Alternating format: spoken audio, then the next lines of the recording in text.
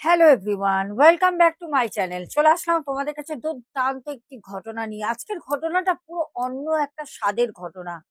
সবাইকে বলবো একটা করে লাইক করে দিও, যারা এখনো পর্যন্ত ভালোবেসে চ্যানেলটাকে সাবস্ক্রাইব করোনি করে নিও।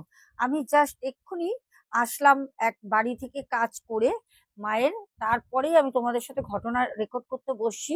আমি আশাও করিনি যে আজকে আমি তোমাদের সামনে ঘটনা নিয়ে আসতে পারবো, সকাল থেকে না খাওয়া না কিচ্ছু। হ্যাঁ, তবে দিদি ভাইয়ের বাড়িতে গেছিলাম, ওনারা খুবই ভালো মনের মানুষ। আর যাদের বাড়িতে যাই, আমার যারা ক্লায়েন্ট আছে সবাই খুব ভালো মনেরই মানুষ হন। যাওয়ার পরে পরেই কোল্ড ড্রিঙ্কস থেকে চা থেকে মিষ্টি থেকে কোনটা ছেড়ে কোনটা খাওয়াবে। যদিও আমার সুগার, তারপরেও লোভ সামলাতে পারিনি। আসলে খিদের জ্বালা, বড় জ্বালা, বুঝতেই পারো। সকাল থেকে না খাওয়া না দাওয়া, মুখ টুক শুকিয়ে গেছে, বুঝতেই পারছো। তো এখনো পর্যন্ত দুটো মিষ্টি খেয়ে রয়েছি, চা খেয়েছি। আর তোমাদের সাথে এবার ঘটনাটা বুঝতে পারিনি যে আজকে ঘটনা দিতে পারবো। যাই হোক, সবই মায়ের ইচ্ছা। এবার আমরা ঘটনায় ফিরি। এক দাদা ভাইয়ের ঘটনা বলবো। দেখো, আমাদের চ্যানেলে প্রত্যেকটা মানুষের ঘটনা আমরা তুলে তুলে কিন্তু ধরি। কে কোন জায়গা থেকে বিলং করে, কে কোথা থেকে ঘটনা পাঠাচ্ছে, আমাদের কিন্তু এইটা কাজ না। আমাদের কাজ হচ্ছে আমরা সত্য ঘটনাটাকে তুলে নিয়ে সেটা তোমাদের কাছে শেয়ার করা। আর আজকে ঠিক সেই রকমই একটি ঘটনা তোমাদের বলতে চলেছি। ঘটনাটা হচ্ছে এক দাদাভাই পাঠান। দাদাভাইয়ের নাম হচ্ছে বলাই। দাদাভাইয়ের নাম হচ্ছে বলাই রঞ্জন কান্তি সাধুকা। তো এত বড় নাম আমি আর বলবো না, একবারই বলে দিলাম। দাদা ভাইয়ের আমি সংক্ষেপে দাদা ভাই বলেই আমি বলছি। দাদা ভাই বলেন যে আমার জীবনে এরকম ঘটনা ঘটবে সেটা আমি কোনোদিন ভাবিও নি, যে এরকম কিছু কোনোদিন হতে পারে। যাই হোক, ঘটনাটা হচ্ছে দাদা ভাই বলেন যে আমি অ্যাকচুয়ালি ফুলের বিজনেস করি। মানে আমি হাওড়ায় যাই, হাওড়া থেকে আমি ফুল নিয়ে আসি, নিয়ে এসে সেইটা আমি আগের দিন যাই, আগের দিন ফুল নিয়ে এসে আমি রেখে দিই। পরের দিনকে আমার এলাকায় আমি ডিস্ট্রিবিউট করি। যারা ফুলের বিজনেস করে তারা আমার কাছ দিয়ে ফুল কিনে নিয়ে যায়। দাদা ভাই বলেন আমার জীবনে এরম একটা ঘটনা ঘটে, যে ঘটনাটা শুনলে খুব অদ্ভুত, খুব অবাক লাগবে, কিন্তু ঘটনাটা আমার জীবনে বাস্তব ঘটনা, যেটা আমার মনে একটা দাগ চিরকালের জন্য কেটে গেছে। দাদাভাই বলছেন নভেম্বর মাস, বেশ ঠান্ডা, 2015-র ঘটনা। তখন দাদাভাইয়ের মাত্র 13 বছরে পা দিয়েছেন, সরি 23 বছরে পা দিয়েছেন। দাদাভাই তখন 23 বছরে পা দিয়েছেন। দাদাভাই বলছেন আমার বাবা তার বিগত 1.5 বছর আগে মারা যান। খুব অল্প বয়সে বাবাকে হারাই, 22 বছর, 22.5 বছর বাবাকে হারাই। পুরো দায়িত্বটাই আমার মাথার উপর এসে পড়লো। আমার একটা ছোট বোন, তখন ক্লাস 9-এ পড়ে বোন। আমি তো পড়াশোনা করছিলাম, আমার পড়াশোনাটা ছাড়তে হতো। আহ কারো বাবা চলে যাওয়ার পর বাড়ির একটাই ছেলে, ইমিডিয়েট পড়াশোনাটা ছেড়ে দিলাম। পড়াশোনা একমাত্র হচ্ছে দুটো কারণেই ছেড়েছিলাম। সেটা হচ্ছে সংসার কিভাবে চলবে, আর দুই হচ্ছে আমি পড়াশোনা করলে আমার পড়ার খরচাটা কে দেবে। কারণ আমার মাকে বাড়ির বাইরে বেরোতে দিতে পারবো না, মা বাড়িতেই থাকবেন। আর সব থেকে বড় কথা হচ্ছে বাবা যতটা সংসারের হাল ধরে চালাচ্ছিলেন আমি তো পারবো না। তো সেখানে গিয়ে আমাকে তো বাড়িতেই মোটামুটি কাজ করতে হবে কিছু, যাতে আমার বোন আমার মা তাদেরকে চালাতে পারি। তো সেরকম ভাবে আমি কিন্তু পড়াটা ইমিডিয়েট ছেড়ে দিই। আমাকে আমার কাকু ছিলেন, জেঠুও মারা গেছেন, বাবাও মারা গেছেন, আমার কাকু বেঁচে ছিলেন। কাকু বললেন দেখ, তুই আর কি করবি, চাকরি বাকরি দোকান কোথায় দিবি, দোকান টোকান দিবি, তার থেকে ভালো তোর বাবা যে বিজনেসটা করতো ফুলের, বাবা তো করতেন ওটা আগাগোড়াই, বিয়ের আগে থেকে বাবার ফুলের বিজনেস, তুই একটা কাজ কর, তোর বাবার ফুলের বিজনেসটাই সামলা। আর সব থেকে বড় কথা, ফুলের বিজনেস বলে না, আমাদের ফুলের যে বিজনেসটা ছিল সেটা কিন্তু খুব নাম করা ছিল। কারণ দূর দূরান্ত থেকে লোক আমাদের ওখানে ফুলের মানে অর্ডার দিতে আসতেন। পুজোতে, কালী পুজো, দুর্গা পুজো, জগদ্ধাত্রী পুজো, এই যে মনসা পুজো, এইসব পুজোতে দূর দূরান্ত থেকে আমাদের ওখান থেকে মাল নিতে আসতেন। প্রচুর ফুল কিন্তু আমাদের ডিস্ট্রিবিউট হতো, মানে বাবা যখন করতেন। তো আমাকে আমার কাকা যখন উৎসাহ দিলেন, কাকা বলল আমি তোকে কিছু দেখিয়ে দেবো, বানিয়ে দেবো, বুঝিয়ে দেবো, আমার সাথে কি শিখে নিবি, তাহলে এবারে অসুবিধা হবে না, তুই করতে পারবি। তো আমি তখন বললাম যে ঠিক আছে, তাতে আমার কোনো অসুবিধা নেই। এরকমই আমি আমার কাকার সাথেই যাই, মাসখানিক যাই, সবকিছু কোথা থেকে বাবা ফুল তুলছে, আহ কোথা দিয়ে বাবা ফুল নিতে, বাবার ওখানেও মহাজন ছিল, তাদের সাথে পরিচয় করা, সবকিছু আমাকে কাকা নিয়ে সাথে সাথে নিয়ে গিয়ে সবকিছু শিখিয়ে দেয়। ভালো কথা। আমি আস্তে আস্তে ধরলাম। এবার ওই যে আমি ফুলের লাইনে ঢুকে গেলাম, তারপর আমার জীবনটা পুরো বদলে গেল। প্রথমে পারতাম না, সকালে উঠতে অর্ধেক দিনই ফুল আনতে পারতাম না, অনেক পাটি কেটে গেছে যারা বাবার কাছে মাল নিত, অনেক অনেক এরকম প্রবলেমের সম্মুখীন আমি হয়েছি, সমস্যার সম্মুখীন আমি হয়েছি। তারপর হঠাৎ আস্তে আস্তে কাজে আমার মন বসলো। কিভাবে মন বসলো? আমাদের বাড়িতে মানে বোনের বিয়ের জন্য, বোনকে খুব অল্প বয়সে বিয়ে দেওয়া হয়, বাবার যখন কালা ওষুধ কেটে যায়, 1 বছর হয়, বছর কিয়া হয়ে যায়, তারপর বোনের বিয়ের জন্য পাত্র দেখা চালু হলো। যখন পাত্র দেখা শুরু হলো, তখন আমার মা বলল যে দেখ, এই এরকম করে কাজ বাজ না করে ঘরে শুয়ে বসে থাকলে তারপরে সংসারটা চালাবো কি করে, সংসারটা চলবে কি করে, তুই এবার একটু কাজ বাজে মন দে। বাবার বিজনেসটা, বাবার শেষ স্বপ্ন, বাবা বিয়ের আগে থেকে, ইয়ং কাল থেকে বাবা ওই এক ফুলের বিজনেস করে আসছে, সেটা তুই হারিয়ে ফেলছিস, করতে পারছিস না। এইসব কথা নানা রকম বলতে বলতে, যাই হোক, তারপর গিয়ে আমি কাজে মন দিলাম। আমাদের দোতলায় চিলেকোঠায় অনেক পুরনো ফটো ছিল, যেগুলো আমার মা আমাকে বলতো যে দেখ, তোর বাবা বিয়ের আগে, আমাকে বিয়ে করার আগে এইসব মেয়েদের সাথে সম্পর্ক ছিল, মানে প্রেম ছিল, মানে মা এইসব কথা আমাকে বলতেন। কখনো কখনো মা, মানে মা না ওই জিনিসটা নিয়ে বাবার, মানে একটা থাকে না মানুষের কিছু একটা, মানে মানুষের মনে থাকে যে এই মানুষটা আমার সাথে এরকম করেছে বা কিছু, মায়ের যেন মনে ওই একটা জিনিসই সবসময় ঘুরতো যে তোর বাবা আমার সাথে বিয়ে হওয়ার আগে 2-3টে মেয়ের সাথে তোর বাবা প্রেম করেছিল, তাদের বিয়ে করতে পারতো, এত অল্প বয়সে তোর বাবা যখন ছেড়েই চলে যাওয়ার ছিল আমাকে কেন বিয়ে করলো। মানে মানুষের একটা থাকে না, একটা আক্ষেপ, একটা অনুভূতি, একটা চাপা কষ্ট, সেটা আমাকে মা বলতো, বোনকেও বলতো।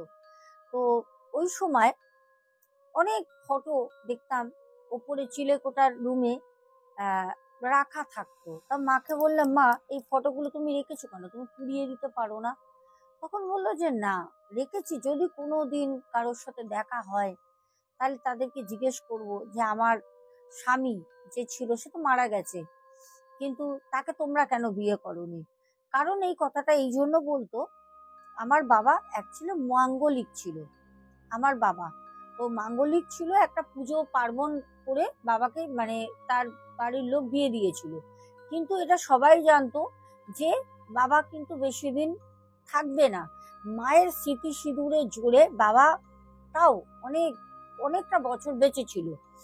তারপর যাই হোক, একটা সময় গিয়ে আমি মাকে বোঝাই যে এইসব জিনিস যদি বাড়িতে থাকে ফটো, তাহলে তুমি বাবাকে তো ভালোবাসো, এদিকে সারাদিন সারা মানে সময় গুনগুন গুনগুন করো বাবার জন্য, তুমি এরকম করেই কি করে বাঁচবে।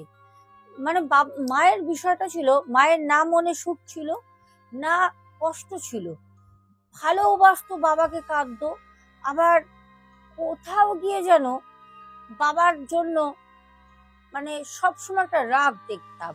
মাকে বুঝতে পারতাম না অ্যাকচুয়ালি মায়ের কি বয়সের সাথে সাথে সাথে সাথে মায়ের কি শরীরটা খারাপ হয়ে যাচ্ছে, মায়ের কি মাথায় প্রেশার পড়ছে, মায়ের কি মাথাটা খারাপ হয়ে যাচ্ছে, এই জিনিসটা বুঝতে পারতাম না।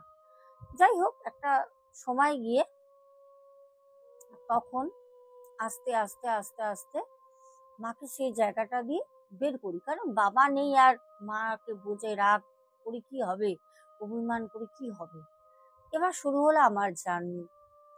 আমি প্রত্যেক দিন সকালবেলা উঠে বাসে করে হাওড়া যেতাম। হাওড়াতে যখন আমি যেতাম, বাবা যাদের কাছ দিয়ে ফুল কিনতেন সবাই আমাকে না খুব ভালোবাসতেন। সবাই কাছে ডেকে গল্প করা, কথা বলা খুব ভালোবাসতেন। হঠাৎ একদিন আমাকে একজন বললেন, বাবা জানিস তো, নাম নিয়ে বলছে, বাবা তোর যে বাবা ছিল না, তোর বাবা আমার খুব পুরনো কাস্টমার ছিল। আমার কাছ দিয়ে উনি ফুল কিনতো। তোর বাবা মানে সে অনেক ছোট বাচ্চা বেলায়, তখন তোর বাবা এই মার্কেটে কিছুই বুঝতো না। আমি ওনার কাছ দিয়ে সব শুনছি। এই যাবা আসা করতাম, আস্তে আস্তে মা জোর করে বলতো বোনের বিয়ে দেবো যা, বোনের বিয়ে দেবো যা। যেতে আসতে আমার একজনের সাথে পরিচয় হয় হাওড়ার ফুলের মার্কেটে। সে একটা সাধারণ ঘরের মেয়ে, সে শাড়ি পরে আসতো। তখন আমি বলতাম, একদিন আমি চা খাচ্ছি, তো সেই মেয়েটা আমার পাশে এসে একটা চা খায় দাঁড়িয়ে। তারপর দেখলাম মেয়েটার কাছেও অনেক ফুল টুল কিনেছে ব্যাগের মধ্যে। আমি মেয়েটার সাথে কথা বললাম যে আপনি কোথায় বসেন। তখন সে বলল যে না, আমার মা ফুল বিক্রি করে, আর আমাদের বাড়ির পেছনে এক কাকিমা থাকেন, ওনার ছেলে মেয়ে সন্তান স্বামী কেউ নেই, আমার মা আর উনি ফুল বিক্রি করেন। আমি পড়াশোনা করি, আমি এগুলো নিয়ে গিয়ে আমি দিই, কারণ ওনাদের তো বয়স হয়েছে, ওনারা আসতে পারবেন না, যার জন্য ফুলগুলো আমার মা আর ওই পেছনে বাড়ির কাকির জন্য নিয়ে যাই। তারপর মাঝে মাঝে উনি আমাকে বলতো আপনি কবে আসবেন, কবে কবে ফুল নিতে আসবেন, আমি ওনাকে বলতাম। এই করতে করতে দুজনের মধ্যে আস্তে আস্তে আস্তে আস্তে একটা খুব ভালো বন্ধুত্ব সম্পর্ক হয়। তারপর খুব ভালো একটা বন্ধুত্ব থেকে ভালোবাসার সম্পর্ক গড়ে ওঠে। এবার সকালবেলা যাব বলে রাতের বেলা মাকে বলতাম, মা ফুলের মার্কেটে যাই, আমার খুব খিদে পায়। কারণ আমি বলতাম ওই মেয়েটার অবস্থা আমার খুব খারাপ। আসলে ভাই ঠাই নেই তো, মাও অসুস্থ, ফুল বিক্রি করে, পাশের কাকি ফুল বিক্রি করে, মেয়েটা কোনো রকম না খেয়ে চলে যায়, মানে পড়াশোনা করে স্কুলে। এই জন্য আমার খুব খারাপ লাগতো বলে আমি সব সময় বলতাম যে মেয়েটা মানে মাকে তো মেয়েটার কথা বলতে পারতাম না কিছু। মাকে বলতাম মা সকালবেলা যাব, আমার খুব খিদে পায়, মার্কেটে আস্তে আস্তে দেরি হয়ে যায়। আস্তে আস্তে যত দিন যেত মেয়েটার সাথে আমি গঙ্গার ঘাটে বসে কথা বলতাম, ওকে আমি খাবার খাওয়াতাম। তারপর দেখতাম আমারও তো সেরকম সামর্থ্য না, পয়সা বেরিয়ে যাচ্ছে। তখন আমি আবার মাকে মিথ্যা কথা বলতাম, আমার খিদে পায়, আমাকে রাতের বেলা তুমি দুটো করে রুটি করে দিও। তো 4টে করে রুটি আমি নিয়ে যেতাম, কোনোদিন চিনি দিয়ে, কোনোদিন গুড় দিয়ে, কোনোদিন আলু ভাজা দিয়ে, কারণ ও আমারই মতো সেই মেয়েটা। তো আমি আর ও দুজনে মিলেই বসে বসে খেতাম, খেয়ে গল্প টল্প করে আসতাম। এবার কি হতো, ফুল তো দিনের দিন নিয়ে যে বিক্রি হতো না, ও করতো কি আগে দিনের দিন নিয়ে যেত আমার সাথে। আস্তে আস্তে বন্ধুত্ব হওয়ার পর আমি যেরকম মানে কালকে বিক্রি হবে আগের দিন ফুল নিয়ে আসছি, দুদিন পর ফুলের মার্কেট আমি দুদিন আগে নিয়ে আসছি, ওকেও আমি সেই জিনিসটা শিখিয়ে দিই। তো এরকম করেই একটা জায়গায় গিয়ে আমাদের একটা ভালোবাসার সম্পর্ক হয়।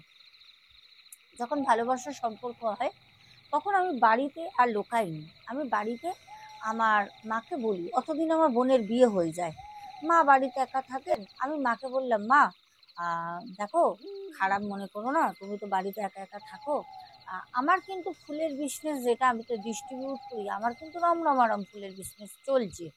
কিন্তু সেই মেয়েটার মা, কাকি, মানে নিজের না, পাশাপাশি তারা কিন্তু ফুল বিক্রি করে, আর আমি একজন ডিস্ট্রিবিউটার ফুলের। তো সেখানে আমার তো লাভটা অধিক। আমি তখন মাকে বললাম তুমি একা থাকো, আমি একটা মেয়েকে পছন্দ করেছি, আম, আমি মেয়েটাকে বিয়ে করতে চাই।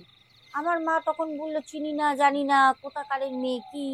তো মেয়েটাকে যখন আমি বাড়িতে নিয়ে আসি একদিন, আমার মা দেখে বলছে, তোমার মুখটা না মা আমার খুব চেনা চেনা লাগছে, যেন তোমায় কোথাও দেখেছি। কিন্তু এইদিকে অবাক করা ব্যাপার, আমার মা কোনো জায়গায় বেরোয় না, আমার মা বাড়িতেই থাকে। পাড়ার মানে একটা গলির পাশের গলিতে পুজো হলেও আমার মা দুর্গা পুজোয় যায় না।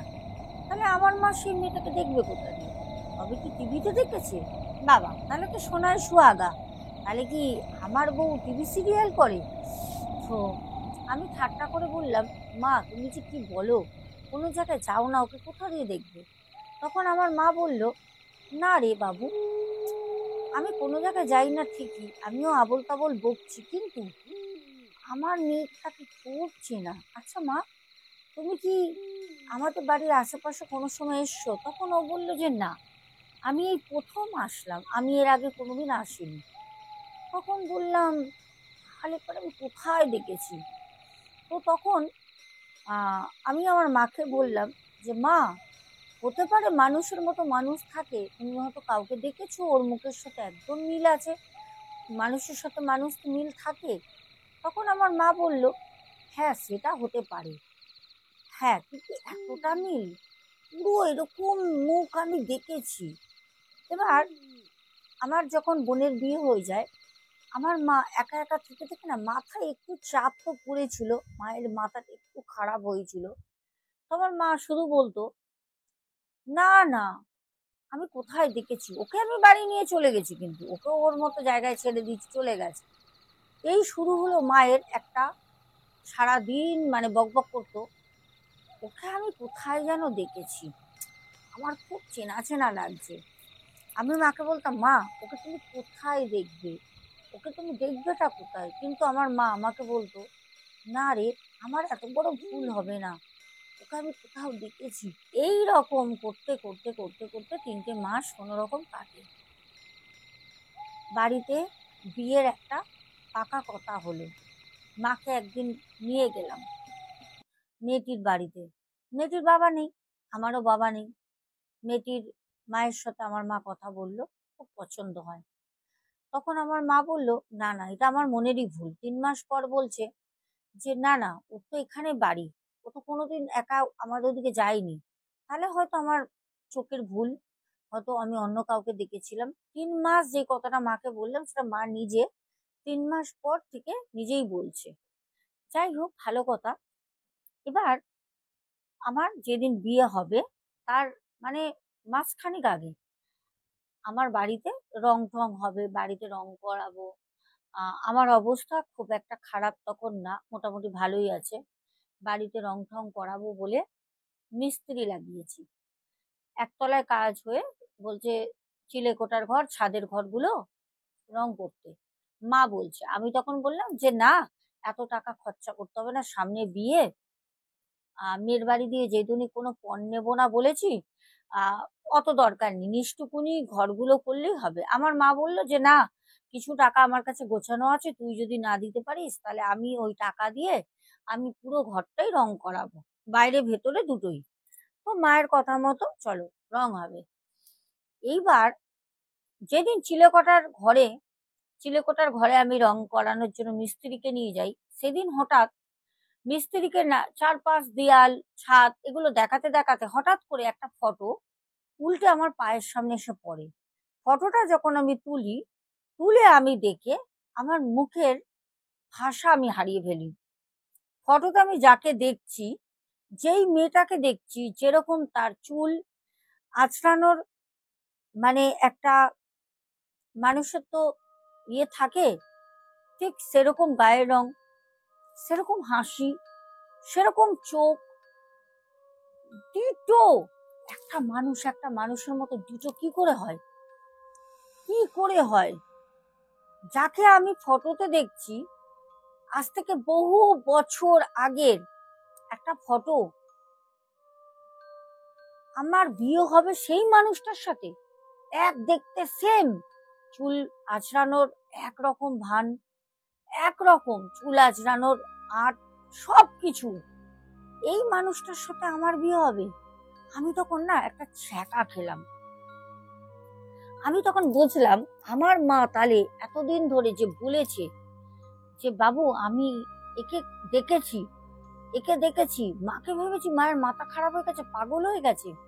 কিন্তু আমার মা ঠিকই তো দেখেছে। যদি আমার মা ফটোতে এঁকে থাকে, আর যে আমার হবু বউ হবে ডিটো সেম টু সেম, কি করে এরকম ডুপ্লিকেট হতে পারে, কি করে? আমি ওকে ফোন করলাম, আমি কিনে দিয়েছিলাম ফোন, ওকে ফোন করতো, ফোনটা রিসিভ করে। আমি বললাম তোমার কি কোনো মাসি, তোমার কেউ এরকম রিলেটিভ ছিল পুরো তোমার মতো দেখতে? তখন বলছেন না। আমি বললাম তাহলে পরে এটা কি করে সম্ভব? ও তখন জানতে চাইলো কি হয়েছে বলো তো, কি হয়েছে, কি সম্ভব। আমি হোয়াটসঅ্যাপে ওকে ফটোটা পাঠাই, ও দেখেও ভ্যাকাচাকা খেয়ে যায়, বলছে আমার মতো সেম টু সেম, এরকম কি করে হয়? আমি বললাম আমিও জানি না। যাই হোক, আমার মা ওর ফটো দেখার পর ওই ফটোর সাথে যখন দেখলো, আমার মা বললো তুই এমনিতে বিয়ে করবি না। আমি বললাম এটা হয় নাকি? আমি ওর বাড়িতে কথা পাকা কথা হয়ে গেছে, ওর বাড়ি থেকে সবকিছু ছাপানো হয়ে গেছে, কার বিয়ে হবে আমাদের সবাই জানে, বন্ধু বান্ধব ফুলির আর ওদের আমার ওখানে পরিচয় সবাই জানে। এখন বলছো তুমি ওকে বিয়ে করবে না মানে? আমি বিয়ে করবো না মানে এ কি বলছো? তখন আমার মা বলল বিয়ে করলে আমি ভাববো তুই সতীন এনেছিস।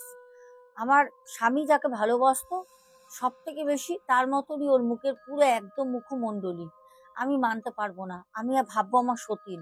আমি মাকে বোঝালাম না মা, ওরকম কিছু না, মানুষ মানুষের মতো পৃথিবীতে 7টা থাকে, হতে পারে এরকম। যাই হোক, রাগারাগি করে ঘর বাড়ি ছেড়ে দুদিন চলে গেলাম পিসির বাড়ি, ওখানে থাকলাম। মা খোঁজ খবর করে বুঝিয়ে পিসিরা সেই মেয়ের সাথে আমাকে বিয়ে দিল, বিয়ে করলাম। বিয়ে করার পর ও শুধু আমাকে বলতো জানো তো একটা কথা বলবো। আমি কি? আমি না তোমার বাবাকে দেখি। আমি বললাম আমার বাবাকে দেখো? আমার বাবা মারা গেছে কত বছর হয়ে যাচ্ছে, আমার বাবাকে দেখো কি করে তুমি? তুমি তো আমার বাবাকে জীবিত কোনোদিন দেখোই নি। তখন বলছে জানো তো, যখন তোমরা কেউ থাকো না তখন না তোমার বাবা আমার কাছে আসে, এসে আমাকে বলে তুমি কেমন আছো, তুমি কেমন আছো, তুমি আমার বাড়িতেই আসলে, তুমি আমার ছেলেকে বিয়ে করলে, তোমাকে আমি কত ভালোবাসতাম, আমাকে না তোমার বাবা বলে। আমার না মানে দিনের পর দিন না মাথাটা খারাপ হয়ে যাচ্ছে। আমার মা এদিকে বলছে যে আমি ওকে দেখতে পারি না, ওকে মুখটা দেখলেই মনে হয় আমার সতীনকে নিয়ে এসছিস তুই। আর এইদিকে বউ বলে যে তোমার বাবাকে দেখতে পারি। আমি লাস্টে দিশেহারা হয়ে গেলাম, আমার মাথা কাজ করছে না। আমি আমার মানে ফুলের আড়তের কাকাদেরকে বললাম, যারা আমার বাবার বন্ধু ছিল অনেক আগের, তারা বললো এইটা দেখ একটা অ্যাক্সিডেন্টলি হয়ে গেছে, একটা মেয়েকে হয়তো তোর বাবা ভালোবাসতো তার মতো দেখতে, কিন্তু সব ঠিক আছে, তোর মা দেখতে পারে না এটা মানছি, কিন্তু তোর বউ তোর বাবাকে কেন দেখবে? আমি বললাম জানি না। তখন ওখান থেকে খুব ভালো করে মনে আছে দুর্গাপুজোর আগে, ওই আহ অগাস্ট মাস ছিল, হ্যাঁ অগাস্ট কি সেপ্টেম্বর, পুজো তো তখন অনেক পেছনে, অক্টোবর নভেম্বরে পুজো হতো না, তো সেপ্টেম্বর অগাস্ট কি সেপ্টেম্বর হবে ওই সময়। খুব ভালো করে মনে আছে, ওই আরদেরই কাকাদের সাথে তারাপীঠ যাই। যখন তারাপীঠে যাই তখন ওই মানে আরতদার কাকা, ফুলের আরত, ওই কাকার একজন ওখানে তন্ত্র সাধনা করেন, উনি একজন বিশাল বড় জ্যোতিষী, আবার তন্ত্র সাধনা এইসব বিদ্যে উনি জানেন। ওনার সাথে আমাকে পরিচয় করায়, করিয়ে বলল তোর জীবনে যা কষ্ট আছে তুই এই বাবাকে বল। ওনাকে সব যখন বললাম উনি তখন বলল যে দেখ, তোর বাবা আসে এই কারণে যেহেতু উনি ওকে দেখতে পুরো সেম টু সেম, তোর বাবার আত্মা, তোর বাবা যখন তোর মায়ের সাথে সংসার করছিল তখনও বিয়ের পর তোর বাবা যেহেতু উনি, তোর বাবার প্রথম ভালোবাসা ছিল সেই মেয়েটা যাকে আমার বউর মতো দেখতে ছিল, তাকে তোর বাবা মন থেকে কোনোদিন মুছতে পারিনি, ভুলতে পারিনি, ভালোবাসা গোপনে ছিল। তার আত্মাটা জন্ম হয়নি, তার আত্মাটা ঘুরে বেড়াচ্ছিল তোরই সংসারে আসবে বলে। যখন তুই বিয়ে করিস একদম সেম টু সেম দেখতে একটা মেয়ে, যারকে মানে তোর বাবার প্রথম প্রেমিকার মতো দেখতে, তখন তোর বাবা চাপা মনের একটা আবেগ কষ্ট, তখন তোর বউকে তোর বাবা এসে দেখা দিত, সেম টু সেম দেখতে তো। তোর বাবা বলতো যে তুমি আমার ছেলেকে বিয়ে করেছো, তুমি আমার ঘরে আসলে, মানে এই জিনিসটা কতটা অদ্ভুত ভাবছো, কতটা অদ্ভুত। কিন্তু আমাদের ভাই বলেছে, দিদি ভাই এটা একটা সত্য ঘটনা দিদি ভাই, যদি মিথ্যে হতো তাহলে পরে সেই যে তান্ত্রিক বাবা তারাপীঠের আমাকে একটা লাল কাপড়ে মোড়া ঘর দিয়েছিল, বলেছিল এটা নিয়ে গিয়ে তো চৌকাটা পুঁতে দিবি বাড়ির। আমি বাড়ির চৌকাঠে পুঁতে দিলাম। চৌকাঠে পুঁতে দেওয়ার পর থেকে আমার বাড়িতে না আমার বউ আর কোনো সময়ের জন্য আমার বাবাকে দেখেছে, আর না আমার বউ মানে মাকে খারাপ ব্যবহার করেছে, না আমার মা বউর সাথে খারাপ ব্যবহার করেছে। ওর মুখটা তো আর পাল্টে যায়নি, মুখমণ্ডলী তো একই ছিল, কিন্তু আমার মায়ের ব্যবহার পুরো পাল্টে যায়। এখনো পর্যন্ত আমি, আমার মা, আমার বউ, এমনকি ছেলে হয়েছে আমাদের, সব নিয়ে খুব ভালো হাসি খুশি আনন্দে আছি। আর ছেলেকে অনেকটা দেখতে আমার বাবার মুখের মতো। তাহলে কি এইটা উপর থেকে আগে থেকে পুরো একদম সাজানো ছিল, এরকম হবে, এরকম ভাবে যাবে, এরকম ভাবে বিয়ে হবে, এরকম ভাবে আসবে? সবই উপরওয়ালার ইচ্ছে। তো চলো এবার আমরা কমেন্টে তোমাদের নামগুলো বলবো, কমেন্ট গুলো পড়ি। গতকাল রাতে 4টে যে হসপিটালের এক আয়া মাসির জীবনের অভিজ্ঞতা তোমাদের জানিয়েছিলাম, তার মধ্যে কিন্তু 2-1জনই মাসির নাম বলতে পেরেছো। মীরা, আয়া মাসির নাম আয়া মাসি ছিল না, অনেকে বলেছো আয়া মাসি, না, ওনার নাম ছিল মীরা। অ্যাঞ্জেলিনা সোরেন, তারপর কমেন্ট করেছো স্বপন রাউত, তারপর রুমিতা ঘোষ কমেন্ট করেছো, তারপর কমেন্ট করেছো রেখা অধিকারী, দিদি আপনার সাথে কন্ট্যাক্ট করতে চাই, কিভাবে করব? আচ্ছা, নাম্বার দিয়ে দিয়েছি, প্রত্যেককে বলে দিয়েছি, নাম্বার প্রিন্ট কমেন্টে দেওয়া থাকে। আচ্ছা, তারপর পাপিয়া দত্ত, তারপর কমেন্ট করেছো অভিরূপ সর্দার, অনেকদিন পর। তারপর কমেন্ট করেছে সুকন্যা, আমার ঠাকুমা মৃত্যু শয্যায় বলেছিল আমার মাকে, বৌমা তোমার শ্বশুর এসেছে আমাকে নিতে। একদম ঠিক, আমার কাছে প্রচুর ক্লায়েন্ট আছে যারা এরকম ঘটনা যাদের জীবনে ঘটে গেছে আমাকে তারা রীতিমতো বলে। তারপরে কমেন্ট করেছে সুকন্যা, তারপরে কমেন্ট করেছে দেবস্মিতা চক্রবর্তী, তারপর কমেন্ট করেছে সুপর্ণা। আচ্ছা, মাসির নাম ছিল মীরা, একদম ঠিক কথা বলেছে। তো চলো আমরা একদম প্রশ্নই হাততালি দেবো। আচ্ছা, আজকে কিছু প্রশ্ন রাখছি না, কেন আজকে খুব শরীরটা টায়ার্ড রয়েছে, আমরা আগামীকাল প্রশ্ন আবার তোমাদের সামনে রাখবো। তারপরে কমেন্ট করেছো সন্ধ্যা মণ্ডল, তুমি কেমন আছো সোনামা? আমি ভালো আছি গো, তুমি কেমন আছো? তারপর রুমিতা ঘোষ, তারপরে কৃষ্ণা মুখার্জি, টুকু সাবারওয়াল, তারপর কমেন্ট করেছো কিউট দিশা ব্লগস থেকে জাসমিন কালাম। দেখো আমি কিন্তু জাসমিন তোমাকে কিন্তু কথার উত্তর দিলাম, ঠিক আছে, তুমি বলেছো দিদি রিপ্লাই দিও। আচ্ছা, তারপর রীনা চক্রবর্তী, তারপরে সুমিত্রা বিশ্বাস, তারপরে রুমিতা ঘোষ, তারপর কমেন্ট করেছে টুকু সাবারওয়াল, রুমিতা ঘোষ, তারপরে উমা ঘোষ। আচ্ছা, নাম টুলু, আমার ডাক নাম টুলু। আচ্ছা, তারপর পাপিয়া দত্ত, খুব সুন্দর নাম, পাপিয়া দত্ত কমেন্ট করেছো অরিত্র দত্ত সোনাপুর থেকে। আচ্ছা, সোনাপুর কি সোনারপুর হবে, যাই হোক। তারপরে জাসমিন কমেন্ট করেছো। আচ্ছা, তারপর কমেন্ট করেছো আমাদের নামটা না অনেক বড় জানো তো, হারদিস আইস। আচ্ছা, কমেন্ট করেছো সোনামা, খুব ভালো লাগে ঘটনা শুনতে, অনেক কিছু জানা যায়, আগে আমিও কিছু ভাবতাম না, তবে আমিও তোমার কথা শুনে শুনে অনেক কিছু বুঝতে পারছি, আমার সাথে আর আমার মার সাথে কিছু হচ্ছে যেটা আগে বুঝতাম না, এখন বুঝতে পারছি, একদিন তোমার কাছে বলবো, জয় বড় মায়ের জয়, জয় বড় মায়ের জয়, জয় মা। তারপর পাপিয়া দত্ত, উমা ঘোষ, তারপর নীলিমা সিংহ, তারপর কমেন্ট করেছে সন্ধ্যা মণ্ডল, তারপর আমাদের সোনিয়া মণ্ডল বোন বলেছে মীরা মাসি, একদম আয়া মাসির নাম ছিল মীরা।